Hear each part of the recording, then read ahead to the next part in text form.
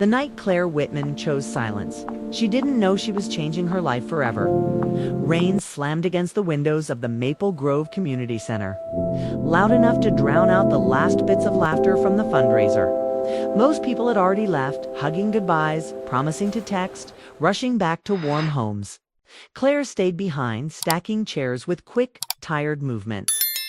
At 13-9, she had learned that staying busy was easier than going home to quiet rooms filled with thoughts she didn't want to hear. Her phone buzzed in her pocket. She didn't check it. She already knew what it would be, friends asking if she was okay. Her sister reminding her she deserved happiness. Someone suggesting she get back out there. Everyone had opinions. Everyone had words. Claire was done with words. That's when she noticed him. At the far end of the room, under flickering fluorescent lights, Evan Brooks sat alone on the floor.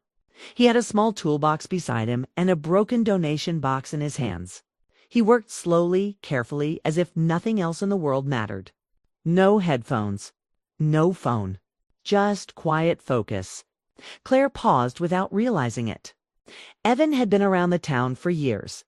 He volunteered for everything, fixed what others ignored, and slipped out before anyone could thank him properly. People liked him, but no one really talked about him. He didn't compete for attention. He didn't try to impress. He was easy to overlook. And yet, watching him now, Claire felt something shift inside her chest. She walked over, her footsteps echoing on the polished floor. "You know you can leave that for tomorrow," she said, trying to sound casual. Evan looked up, surprised, then smiled a soft, polite smile that never asked for anything. "It won't take long," Claire nodded. She stood there longer than necessary, unsure why she hadn't walked away. The rain outside grew heavier, tapping against the roof like impatient fingers. When Evan finished, he stood and packed his tools. "You want help with the chairs?" he asked. She almost said no. She was used to doing things alone. But instead, she nodded. They worked side by side in silence. It wasn't awkward. It wasn't tense.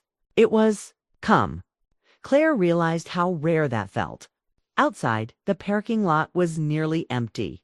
The street lights reflected off the wet ground. Evan walked with her to her car without being asked. "Thanks for staying late," she said, unlocking her door. "No problem," he replied. That was it. No follow-up questions. No expectations. He didn't ask about her day or her life or why she looked tired. He simply wished her a good night and walked away. Claire sat in her car longer than usual, watching him disappear into the rain.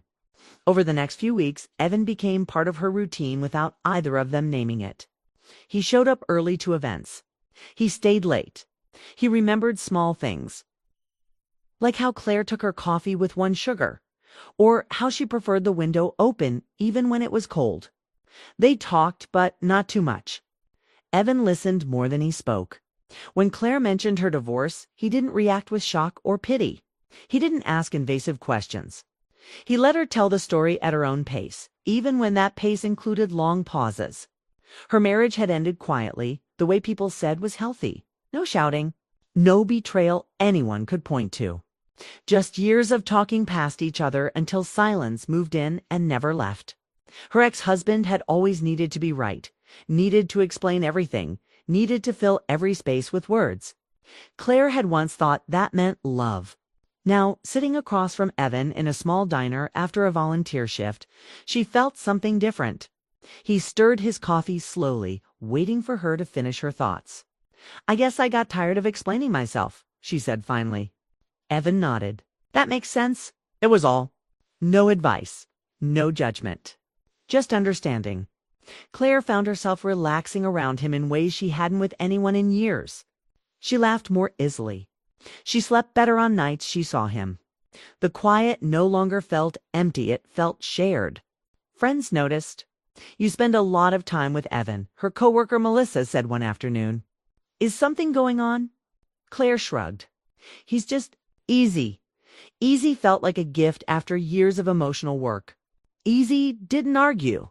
Easy didn't push. Easy didn't leave scars. What Claire didn't admit, even to herself, was why that mattered so much. She was afraid of noise. Afraid of raised voices and strong opinions and emotional demands. afraid that if someone wanted too much from her, she would fail again.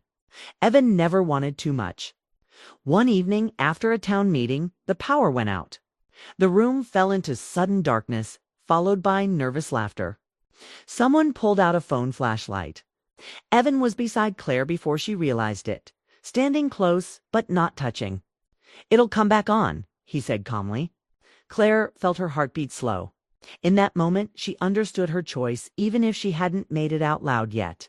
She was choosing Evan, not because he swept her off her feet, not because he promised forever, but because he felt safe in a way that didn't ask her to change or perform or prove anything. She chose him because he stayed quiet. As weeks turned into months, their bond deepened without ceremony.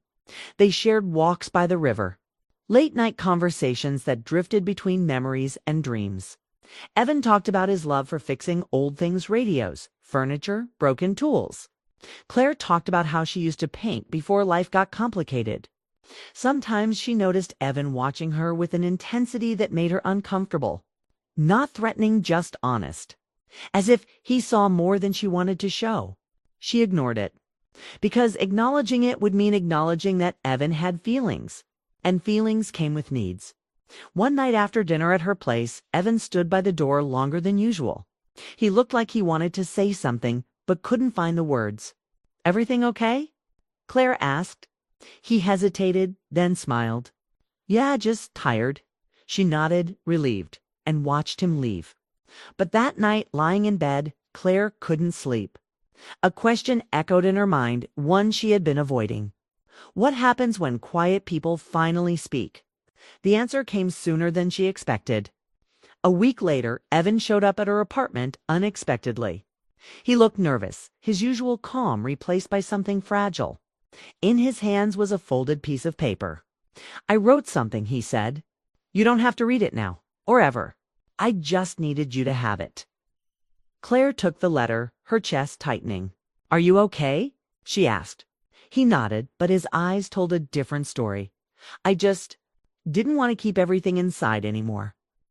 After he left, Claire stood alone in her living room, staring at the letter. The silence she loved suddenly felt heavy, uncertain, for the first time. She wondered if she had chosen Evan for the wrong reason. Not because she loved him, but because she believed he would never ask her to listen. And as thunder rolled outside and the room filled with quiet, Claire realized something she had never considered before. Silence could protect her, but it could also break someone else. And the moment she opened that letter, everything she thought she understood was about to change. The letter sat on Claire's kitchen table, folded neatly but heavy with meaning. She stared at it, hands trembling, unsure if she was ready for the truth it carried. Outside, the streetlights reflected off wet pavement from last night's rain, casting long shadows across the quiet apartment. She had thought silence was safe, her shield, her comfort, but now it felt like a test. She unfolded the paper slowly, each crease holding the weight of someone else's heart. Evan's handwriting was precise, careful, almost like him. The words were few, but they landed hard. He didn't fill pages with excuses or explanations.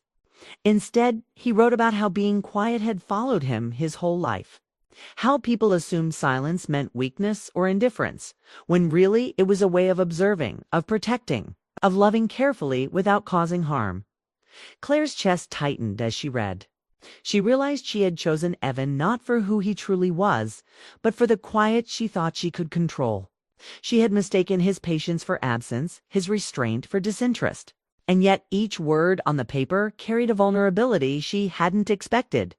"I stayed quiet because I thought that's what you needed.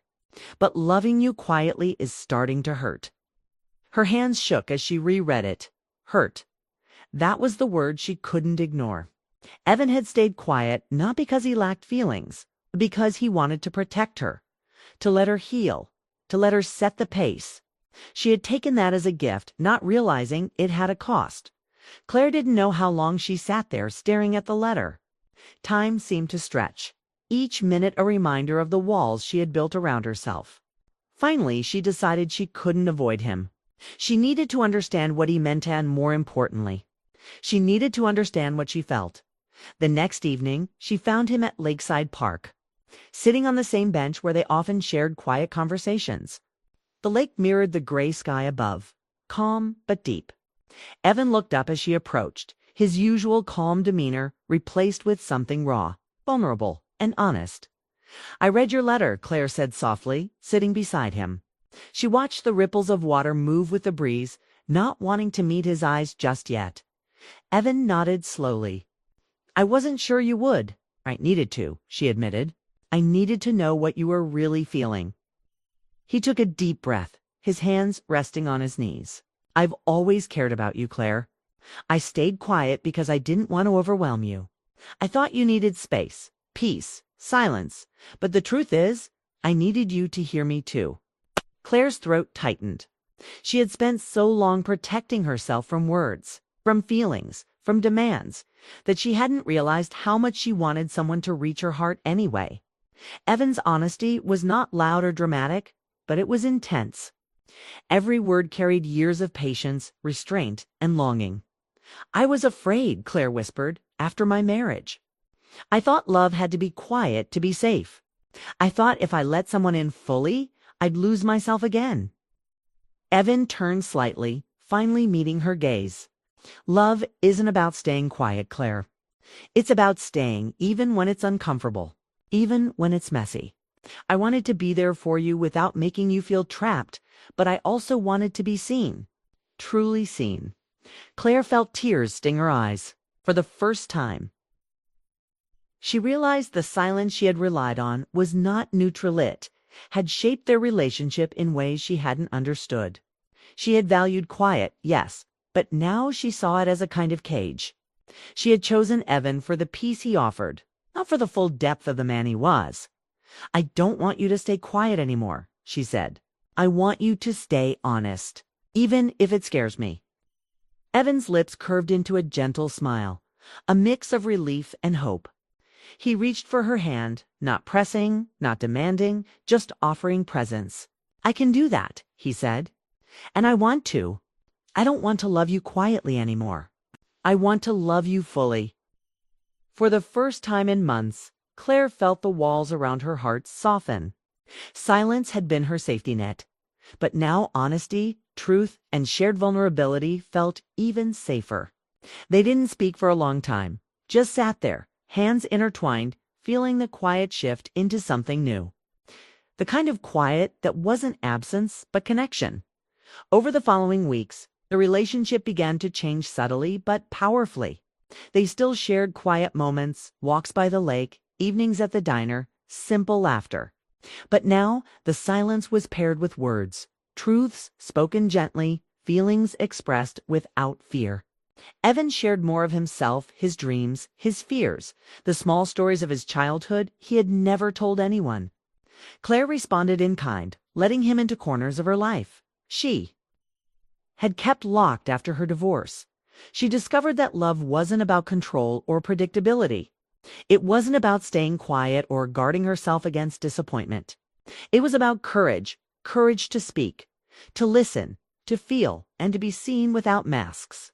And Evan, the man she had chosen for his silence, was teaching her that every day, one rainy afternoon, as they shared coffee at the diner.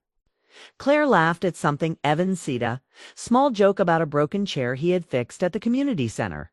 He laughed too, eyes crinkling at the corners, and she realized something simple and profound. She didn't have to fear his voice. She didn't have to protect herself from him. She could hear him, truly hear him, and still feel safe. Weeks later, as they walked hand in hand along the lakeside at sunset, Evan stopped and looked at her, his expression serious but tender. "I never wanted to be invisible to you," he said. "I just didn't want to overwhelm you. But I also don't want to hold back anymore. I want to share everything with you, Claire, all of it." Claire smiled, feeling a warmth spread through her chest. "And I want to listen. I want to hear you. All of you." They stood there, watching the sun dip below the horizon, the sky painted in streaks of orange and pink. The quiet between them was no longer a wall, but a bridge built on trust, honesty, and a willingness to be vulnerable together in that moment. Claire understood that she had learned something essential. Love was never about finding someone who stayed quiet. It was about finding someone who stayed through the silence, through the words, through the fears, and through the hope. Evan leaned close, brushing a loose strand of hair from her face. "I'll stay," he whispered. "Even when I speak. Even when it's hard. I'll stay." Claire's heart soared. She had chosen him once for silence, but now she was choosing him for so much more, for honesty, for courage, for love that spoke. And as they walked along the lake, hand in hand, the first stars appearing in the sky above, Claire knew that this was only the beginning. The quiet had taught her to be cautious, but love had taught her to leap. And with Evan by her side, she was ready to leap fully, completely, and without fear. Because love, she finally understood, wasn't about avoiding the noise. It was about finding someone whose voice you didn't just hear, but whose words and silence alike could fill your heart with hope, trust, and endless possibility. And in Evan's presence, Claire felt exactly that hope that spoke louder than any silence she had ever chosen. The quiet that had once kept her safe now gave way to something far more powerful, a love that could be seen, felt, and lived. And for Claire, that was more than enough.